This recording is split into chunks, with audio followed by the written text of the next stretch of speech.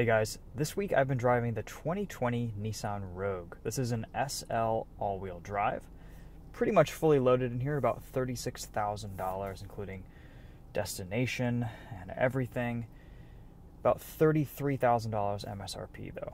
We have a 170 horsepower, 2.5 liter four-cylinder engine up front, a CVT Nissan X-Tronic transmission here, and some pretty nice features and space all throughout this cabin.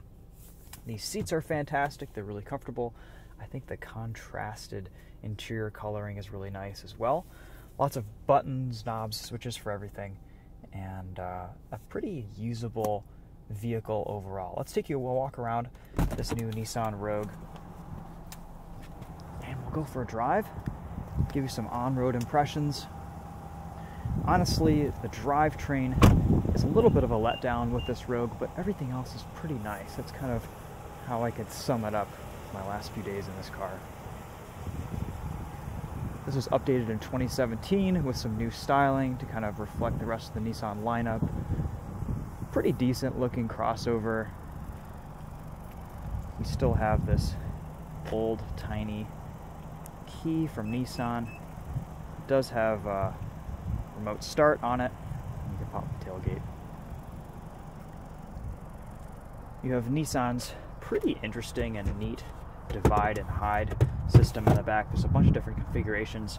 You can set up these deck lids. They support quite a bit of weight. They're pretty sturdy, pretty solid. Of course, there's a temporary spare under all of that as well. Putting them in their lowest position yields quite a bit of cargo space, and you can see here it's pretty easy to adjust them, which is nice. Button on the rear hatch to lower the tailgate. There's a lightness to all the controls and usability of this Rogue. Pretty easy to fold the rear seats down. You've got your medical kit that's strategically velcroed there. There's an ample amount of back seat room. I do really like how you're a little bit higher up. It's almost like stadium seating in the back of this Rogue.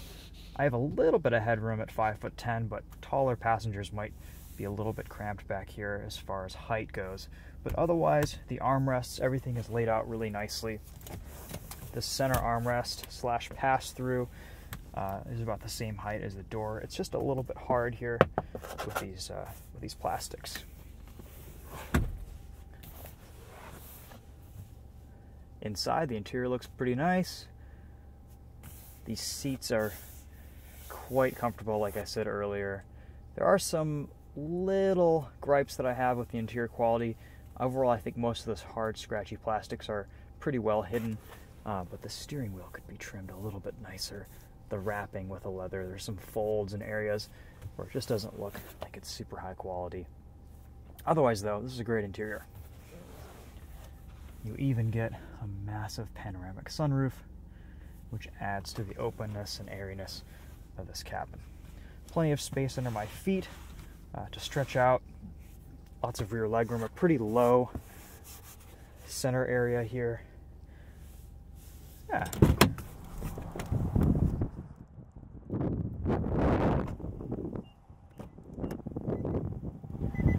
Lots of controls down here. We've got a heated steering wheel, lock the all-wheel drive system, 50/50 front rear, sport and eco buttons, traction control off with just a button, which is nice, steering assist, and you can pop the tailgate or the fuel tank right there. Let's take a look under the hood here.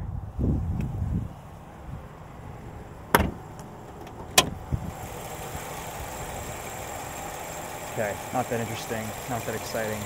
Not that attractive of an engine bay, but who owns a Nissan Rogue and pops the hood?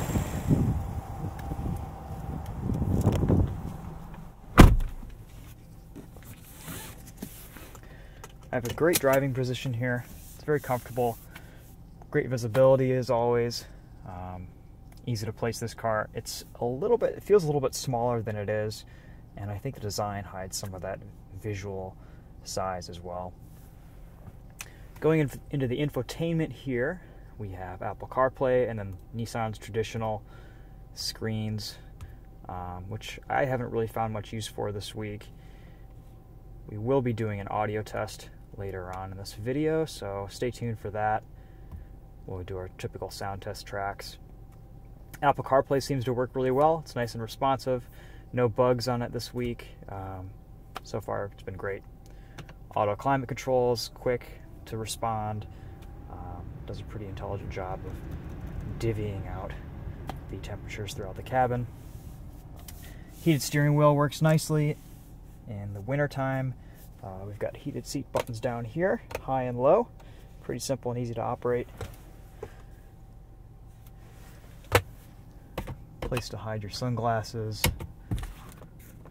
A nice big visor.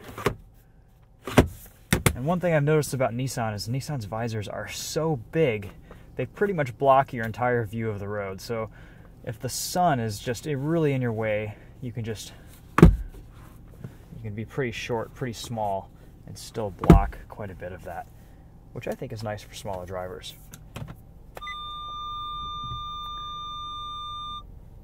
Okay, not sure what that's all about. The reverse camera has moving lines. It's pretty low resolution, but it gets the job done. You can do a nice job with a 360 cam with parking, but overall, pretty low-tech reverse camera system and pretty low-tech infotainment as well. But it's everything you need, and it works pretty nicely, honestly. All right, other than that, we have you've got your electronic handbrake, USB charger. There's another one in here to connect your phone, memory seats, and yeah, let's get into the drive.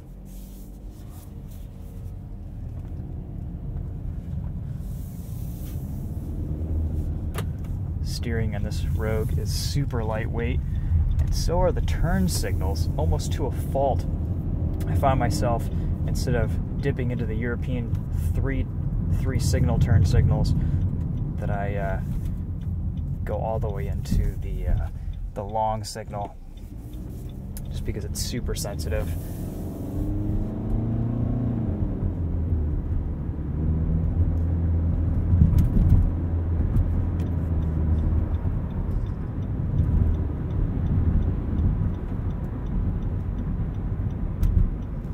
Typical CVT behavior from Nissan.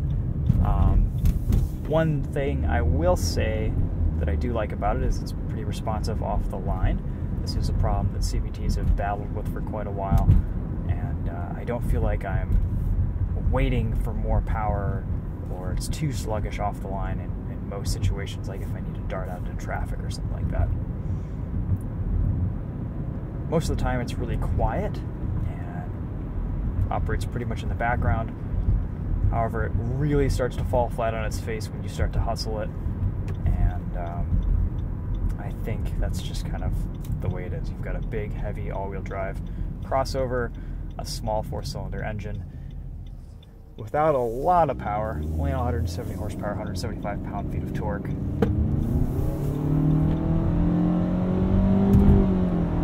It's quick enough for street use, but if you're going to be doing a lot of passing on back roads, or you're just an aggressive driver, I would definitely recommend something in this segment with a little bit more power and driving prowess. Handling is adequate, though. There's actually a decent amount of steering feel.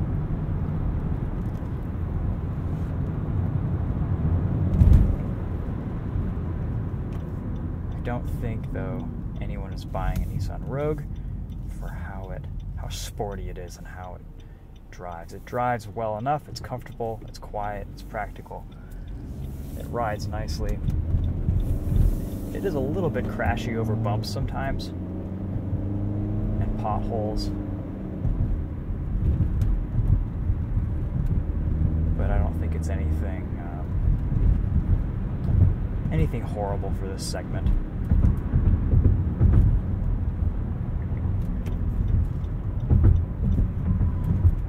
Once we get on the highway, we'll test Nissan's radar guided cruise control and lane keep assist. It works really well. It's a very nice system to use and live with. It does a really nice job keeping you centered in the lane. Nissan did a really good job with the ProPilot system.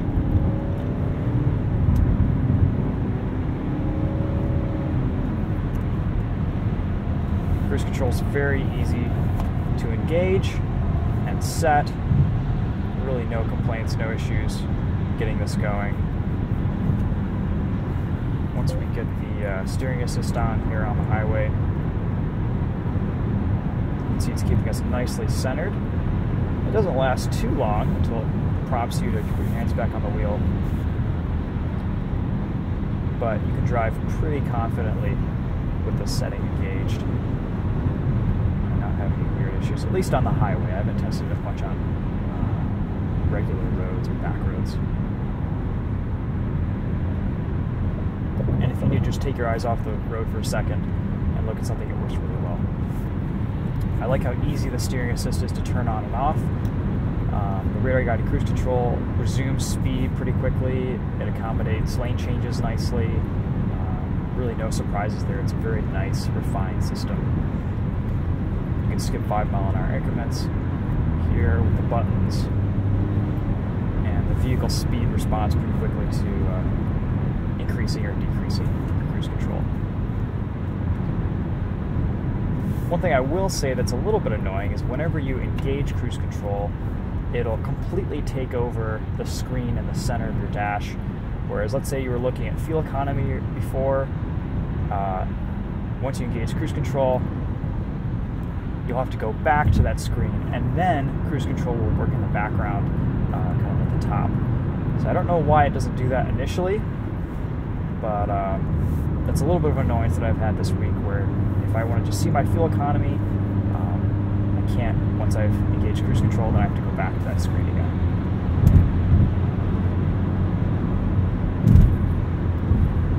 I haven't touched the gas this whole time on the highway. It's all been cruise control doing its thing. Works great. Alright, let's turn steering assist on here, go in and do a sound test.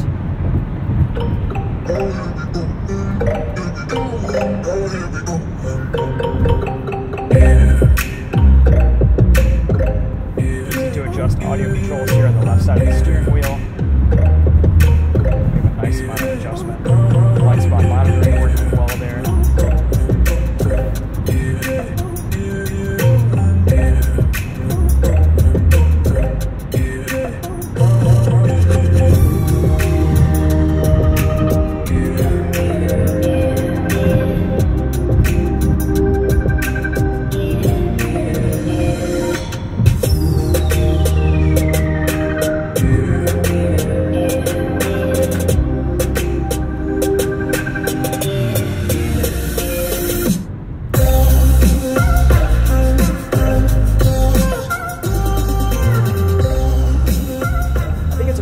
Sound system, really no complaints.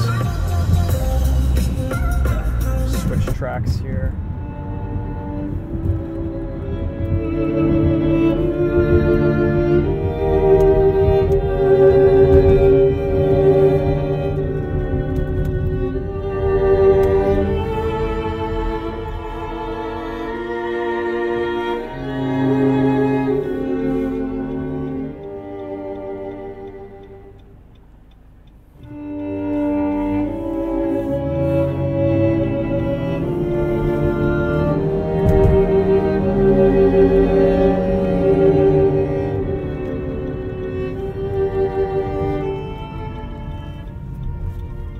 Guys. Well, there you go, Nissan Rogue. I know a lot of people have been asking for this one for quite a while, and we've been getting a flurry of Nissans in the last few weeks, starting with the Leaf and then the Versa, and now this Rogue. So hopefully eventually that'll lead to a GTR, but until then, it's been nice to kind of get reacquainted with Nissan's lineup and see what is being offered these days. That pretty much sums this car up. I think it's a pretty decent buy. Maybe not the top in the segment. Personally, I'd prefer a Mazda CX-5 or a RAV4 hybrid at this price point. But for buyers looking for pretty much a really nice overall spacious car with some pretty neat practical storage solutions, I think this is a pretty good option. So if you don't beat on it, it should also be reliable for a long time with the CVT. It's pretty fuel efficient. I'm averaging 25 in the city. It's rated for 32 on the highway, 27 combined, 25 in the city. So pretty decent gas mileage too with regular fuel. And pretty much all the features you could want out of a crossover these days. Yeah. All right.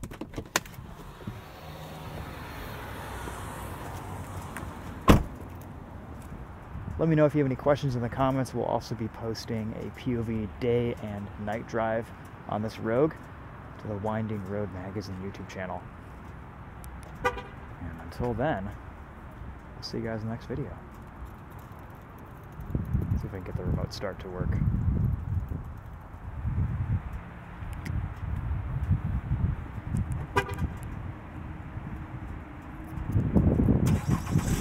Alright, to get the remote start to work, you just hit the lock button, press the remote start button twice and hold, and it'll turn on.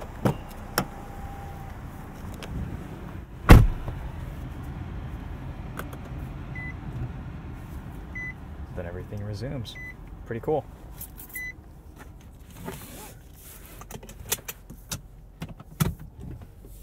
For once, I won't back out of my parking space. How's that?